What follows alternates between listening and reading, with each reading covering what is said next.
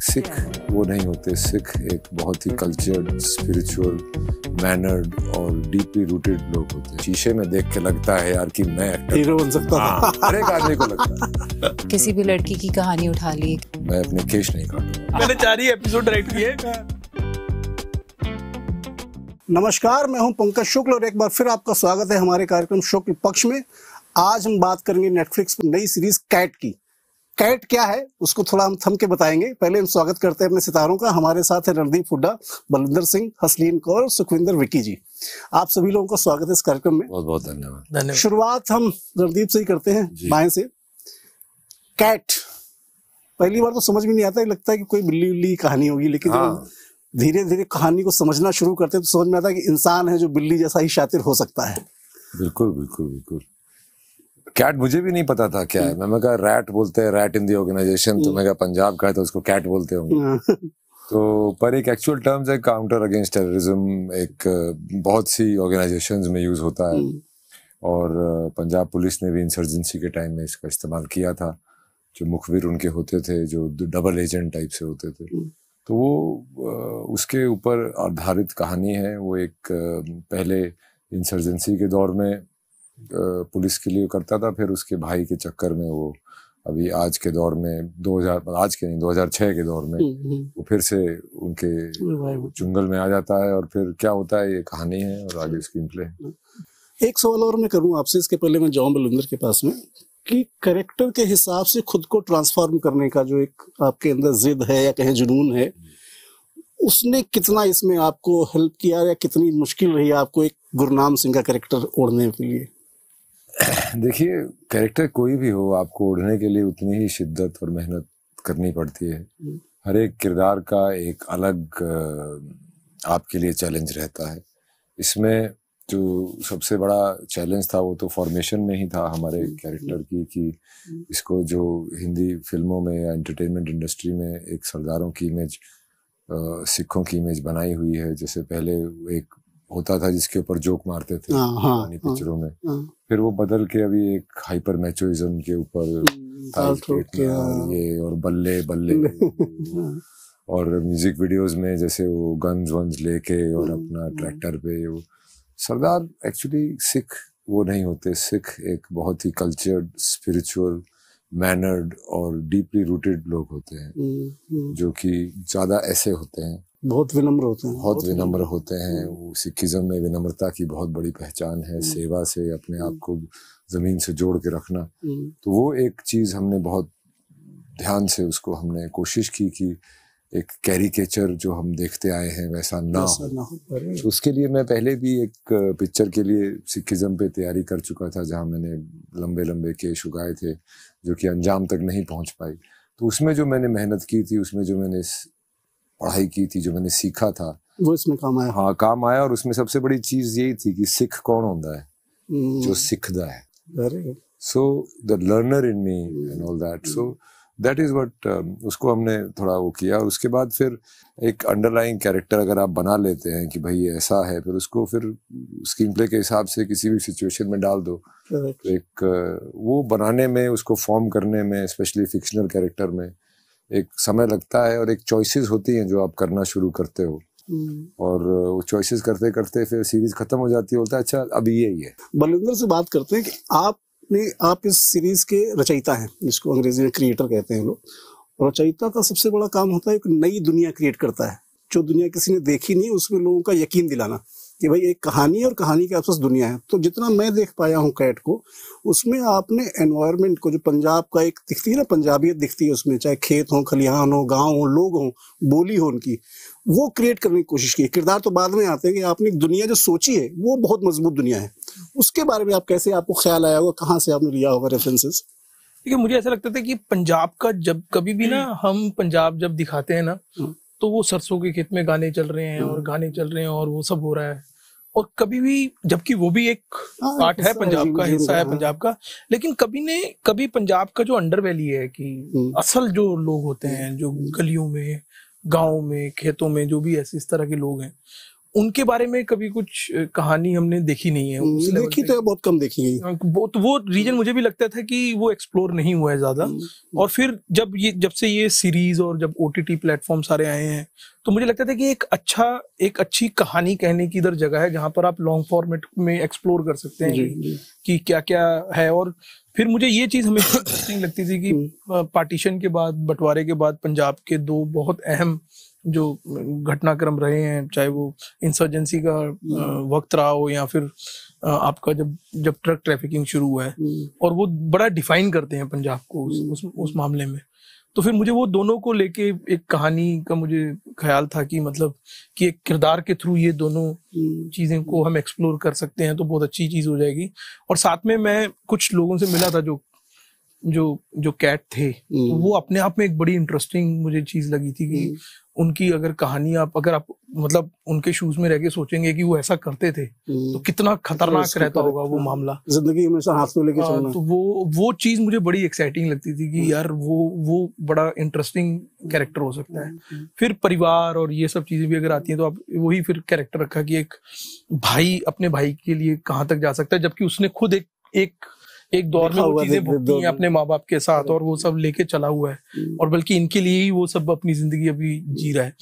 तो वो और वर्ल्ड दिखाने में तो अपने एक मजा भी आता है, क्योंकि मैं खुद पंजाब से हूँ और मैंने वो चीजें देखी भी हुई हैं थोड़ी बहुत। तो फिर मुझे ऐसा लगता था कि वो क्रिएट करके एक इंटरनेशनल प्लेटफॉर्म पे अगर आप वो चीज दिखा सकते हो तो बहुत अच्छी बात है। हसलीन, आपसे सवाल करें, चूंकि आप जिस जनरेशन की नुमाइंदगी कर रही हैं उसमें पंजाब की एक अलग छवि बन चुकी है ऑलरेडी, या चाहे तो बोले वीडियो सॉन्ग्स ने गाने बना के बजा दिए, या फिल्मों में मतलब कोई भी कैरेक्टर कहीं का वो होता है वो पंजाबी गाना जरूर गाता है, उसकी जुबान कुछ भी हो। तो जो पंजाबी की जरूरत होती है, उसकी कल्चर की जो जरूरत होती है, उसको छोड़ करके एक पॉपुलर कल्चर उसकी बनाई गई जी। आपका जो कैरेक्टर है इस सीरीज में, जितना मैं समझ पाया हूँ, कि वो एक डेड ऑनेस्ट कॉप है जिसको उसके आसपास जो हो रहा है उससे इत्तेफाक नहीं है। तो एक ऐसा कैरेक्टर प्ले करना, एक यंग कॉप का कैरेक्टर जो डेड ऑनेस्ट है और जिसको कुछ करके दिखाना है अपनी लाइफ में, कि वो कहती भी है कि मैं पुलिस में इसलिए नहीं आई थी। तो जब इस तरह के किरदार आपको करने को मिलते हैं, पंजाबी सिनेमा से आपने वहां भी काफी काम किया होगा, तो आपको क्या लगता है कि पंजाबी सिनेमा या पंजाबी कलाकारों को सामने आकर के जो एक पंजाबी की जो इमेज बना दी गई उसको तोड़ने के लिए कहाँ तक आगे जाना चाहिए? कैट एक बहुत ही बढ़िया स्टार्ट है उसके लिए, क्योंकि जैसे आपने कहा कि पिक्चरों में एक तरीके से दर्शाया जाता है, मतलब पंजाबी कल्चर को ओवरऑल, मतलब ज्यादा इट्स अबाउट पंजाबी फिल्में अगर देखें तो मोस्टली एंटरटेनिंग फिल्में ज्यादा होती हैं जो आगे आती हैं। डांस, म्यूजिक, फूड, कल्चर दिखाते हैं खेतों के बीच में। लेकिन पंजाब में बबीता जैसी लड़कियां हैं जो पुलिस में भर्ती हुई हैं, जो आगे आई हैं मेहनत करके और अब अपना काम कर रही हैं सोसाइटी में, और हर जॉब में वो अपना बेस्ट कर रही हैं। बली सर ने बहुत अच्छे से दर्शाया, मतलब चाहे वो कॉलेज के बच्चे हों, उनकी क्या लाइफस्टाइल होती है। एक ये अंडरबेली है जहाँ पे कैट्स एग्जिस्ट करते हैं। एक दौर था 90s में या 80s में। जानना चाह रहा था आपका पर्सनल ओरिएंटेशन क्या रहता है, कि मतलब किस तरह के पंजाब लोगों को दिखना चाहिए, ऐसी कोई थॉट है आपका? लोगों की कहानियां अभी पंजाब के बारे में ना बहुत ही नेगेटिव बातें भी बोली जाती हैं कि ड्रग्स प्रॉब्लम, ये प्रॉब्लम, वो प्रॉब्लम्स तो एग्जिस्ट करती हैं, लेकिन पंजाब में रियल लोग एग्जिस्ट करते हैं। मतलब किसी भी लड़की की कहानी उठा ली, किसी की भी आप उठा लीजिए, फैमिली ड्रामास हो, इमोशनल फिल्में हो, जहाँ पे आप लोगों की आप तरक्की भी दिखाएं। पंजाब से कितने बच्चे बाहर जाके भी कनाडा में वो अच्छा कर रहे हैं, कितने डॉक्टर्स बन गए हैं, कितना सिर्फ पंजाबी सिनेमा में जो दिखाया जाता है कि वो आइलेट दे के इमिग्रेशन करके वहां पे कुछ भी कर लेंगे, वो पंजाब वो नहीं है। आप कल्चर आर्ट्स को ले लीजिए, या मतलब ओवर द इयर्स कैसे पंजाब चेंज हुआ है, कितना कुछ दिखाया जा सकता है। Cat is an endeavour to do that also, not just show that entertainment Punjabi cinema. Sukhwinder ji, आपके पास आते हैं। आपका कैरेक्टर कुछ गॉडफादर टाइप का लग रहा है मुझे इस सीरीज में, who's like a king maker, और कहने की मतलब जो कैरेक्टर है इनका रणदीप का, उसका एक पैटर्नेज है उसका। उस कैरेक्टर को करने में कि जब आप शुरू होती कहानी 1990 से और यहाँ पे 2006 तक आती है, तो एक कैरेक्टर की जर्नी होती है। उसको करने के लिए कोई रेफरेंस पॉइंट आपका रहा होगा कभी किसी रियल पुलिसमैन का?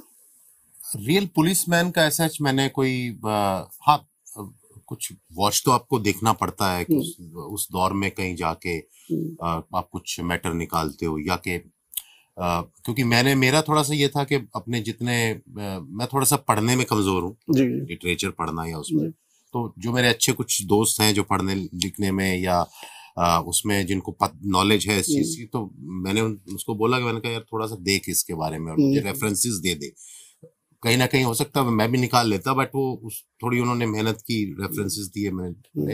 हाँ वो ठीक है, मैंने उसमें क्योंकि वो मुझे भी देखना है कि वो जिस टाइम का मैं किरदार कर रहा हूँ कैसे लोग हो सकते थे, राइट। वीडियोस आई मेरे सामने देखी, बट मैं मतलब किसी को मिमिक नहीं करना चाहता था या उसको, ठीक है for a reference I have seen that, but मुझे क्या था, मुझे जब मैं कैरेक्टर, क्योंकि 1-2 रीडिंग्स में आप नहीं, बलविंदर जी ने मुझे ब्रीफ किया या उसके बाद जब हम कहानी बताई तो नहीं समझ में आती 1-2 बताने में, वो तो बार बार, क्योंकि जब तक आपकी स्क्रिप्ट बोलने ना लग जाए, आपके साथ उसकी दोस्ती ना हो जाए डायलॉग्स की या उसकी, तो तब तक मुझे ये लगता है कि ये नहीं जमनी बात, क्योंकि और फिर वो जब ऐसे लगने लगा कि हाँ, तो फिर मुझे यही चीज फील होने लगी कि है मैं खुद क्यों नहीं सुविंदर विक्की, क्यों नहीं शहताब सिंह हो सकता। करेक्ट। रणदीप, आपसे सवाल पूछते हैं कि जैसे आपने बात की कि आप जो तैयारियां करते हैं और कई बार जब तैयारी करते हैं, जैसे बैटल ऑफ सारागढ़ी की हम बात कर रहे थे, उस जिक्र उसका आया,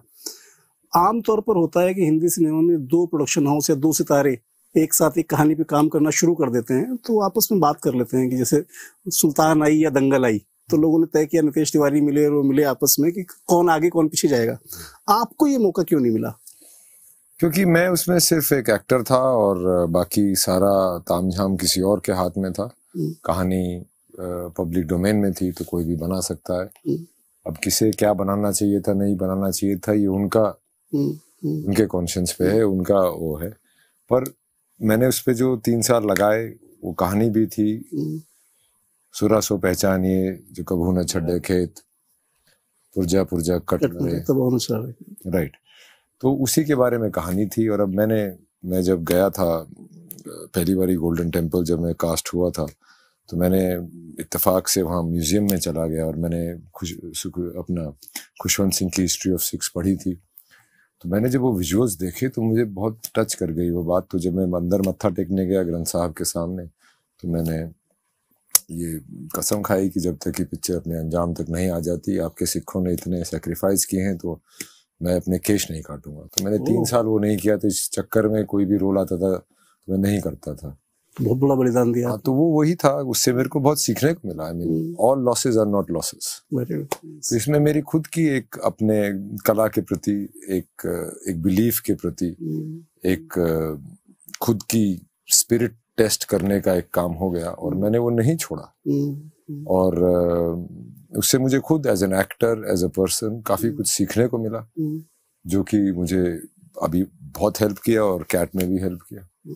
एक और सवाल था आपका, जैसे कि आपका जो जर्नी रही है, पर्सनल जर्नी, आपने ऑस्ट्रेलिया जाके पढ़ाई की और वहाँ पे हर वो काम किया जिससे आपको पैसा मिल सकता था।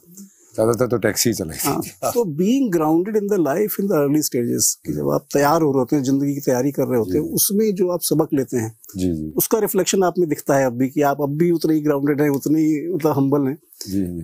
तो एक नौजवान जो आता है पंजाब से, यूपी से, हरियाणा से, कहीं से भी आता है एक्टर बनने, उसके लिए बेसिक क्वालिटीज क्या होनी चाहिए? कि उसको एक तो एक्टिंग तो आनी चाहिए, ह्यूमन बीइंग की जो क्वालिटीज होती हैं वो क्यों खो जाती हैं? जो नए जो एक्टर्स आते हैं, वो एक काम पाने की एक डेस्परेशन में आदमी काफी कुछ बदल जाता है। मैं तो हमेशा ये कहता हूँ कि आपके पास आपका रीजन क्लियर होना चाहिए कि आप क्यों एक्टर बनना चाहते हैं। क्या आप अपने कॉलेज के दोस्तों को, पड़ोसियों को दिखाने के लिए कि मैं एक्टर बन गया हूँ, फेमस हो गया हूँ, देखा तुम मेरी वैल्यू नहीं करते थे इसलिए बन गया। या फिर आप मैगजीन कवर्स और बाकी बॉलीवुड के सितारों के साथ हॉबनॉब करने के लिए और एक ग्लैमर लाइफस्टाइल के लिए आप यहाँ आते हैं, जो कि बहुत ही छोटा हिस्सा है इसका। या फिर आप अपने आप को एक इंसानी तौर पे और एक कला के तौर पे अपने आप को एक्सप्लोर करने आते हैं। तो ये 3 रीजन से ही इंसान एक्टर बनने आता है। और हर एक इंसान को कभी ना कभी जिंदगी में शीशे में देख के लगता है यार कि मैं एक्टर हीरो बन सकता था। हर एक आदमी को लगता है इनएविटेबली। अब वो क्या हो सकता है उसमें, तो वो अगर आपकी चॉइसेस क्लियर है जी। तो आपको फिर मुश्किल नहीं होती। मेरे भी कॉन्फ्लिक्ट यही काफी रहा शुरू में कि कला और कला का सक्सेस, ये दो चीजें थी। करेक्ट। पर वो काफी जल्द ही मैं सीख गया था कि देखो सक्सेस और ये सब एक ऐसी चीजें हैं जो कि एक्चुअली में आपके हाथ में कंप्लीटली नहीं है। आप मेहनत कर सकते हो, आप मेहनत कर सकते हो। तो मैंने वो रास्ता चुना। और हम बचपन में हमारे दीवारों पे आर्नोल्ड श्वार्ज़नेगर, रैम्बो और क्लिंट ईस्टवुड के फोटो होते थे। वो तो जब थोड़ा काम सीखने लगे तब नसीर भाई, रॉबर्ट डी नीरो, ये सब आने लगे। तो एक वो जर्नी रहती है।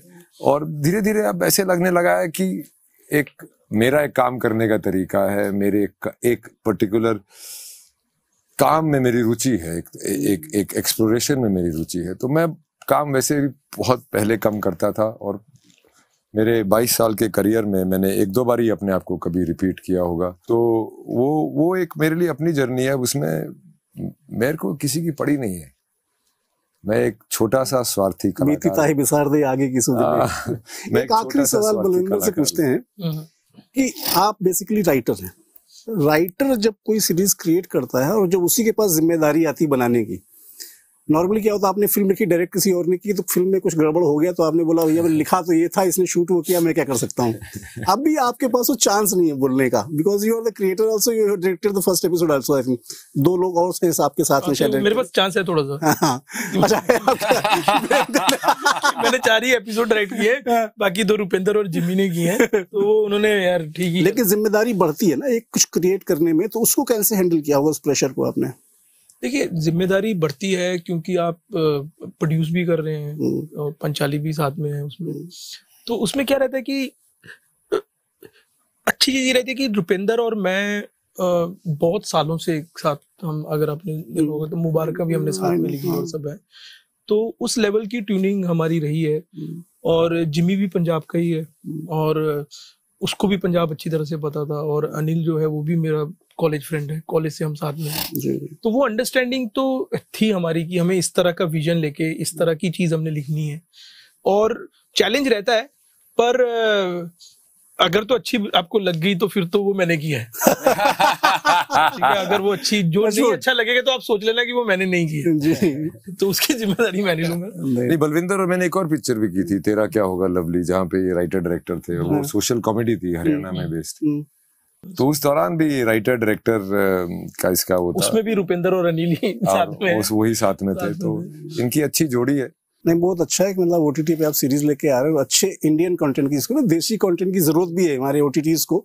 तो बहुत बहुत शुभकामनाएं और बहुत बहुत बधाई आपको कि आपकी सीरीज सक्सेसफुल लोग देखें देश दुनिया में। बहुत बहुत शुक्रिया, बहुत बहुत शुक्रिया, थैंक यू।